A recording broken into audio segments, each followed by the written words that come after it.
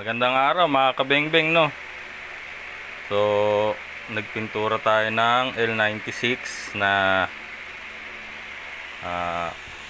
AGM. So ayan, binuhay po natin yung kulay nya.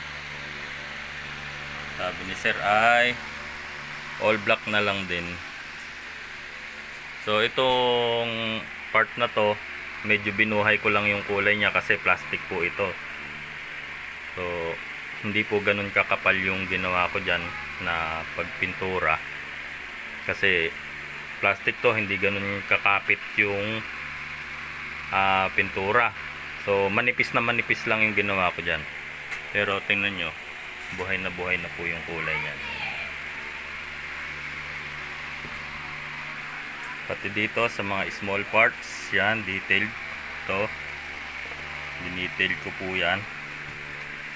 Tapos dito sa trigger, sa lock, dito sa bolt, yan, pati dito sa bat, yan. Dito sa kanyang barrel, yan. So maganda na po siya. Kaya lang po, napakahirap na po siyang hanapan ng parts mga kabengbeng, lalo dito sa magazine. So nahirapan po kami, kahit si sir nahirapan ding maghanap nito.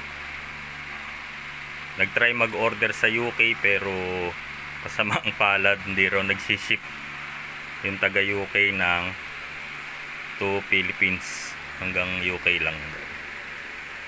So ayan, bubuuin na po natin to, tapos uuwi na po sa kanila tong unit ni sir. Pero ito, pumuputok pa naman po ito. Yung isa po kasi kumakabyos na dito sa bali dalawa po silang nagpagawa nito. Ito yung pangalawa.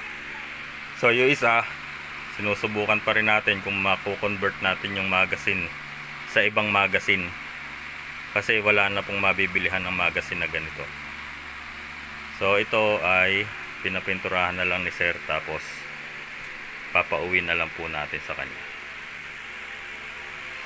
So mamaya, mga bandang hapon, kasi magpapamedical po tayo sa planta. So mamayang hapon na po ito mapapaship. Yan. So kapintura ko lang din po nito. Maganda na po siya. All goods na for display. Yan.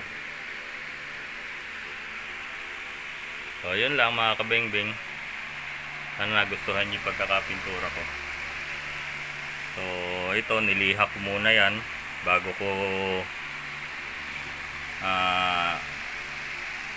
nilagyan ng pintura, kasi hindi kakapit masyado yung pintura pag hindi niliha yan. Tsaka yung bukol-bukol makikita, kaya kailangan flat na flat pa rin yung barrel. Kasi ito gasgasin to kasi aluminum. Okay. Saka dito sa bolt carrier nya. Yan. So ito yung upper receiver, tapos ito yung lower receiver to. So ito, lahat to nasa lower receiver, maliban dito sa bolt. So ito po ay bolt action, spring type, one shot. So may magazine po ito, 31 shots din po ito. Kaso ito po ay medyo may problema na rin, kasi manipis na rin po yung dito sa part na to. So hindi na siya masyadong na pipindot nung chamber. Tapos kapag pumuputok na rin, lumuluwa kasi manipis na rin yung nandito, pati yun dun sa kinakapitan ng kanyang magazine. So ayan mga kabengbeng, sana nagustuhan niyo po yung aking work na newly paint all black AGM L96.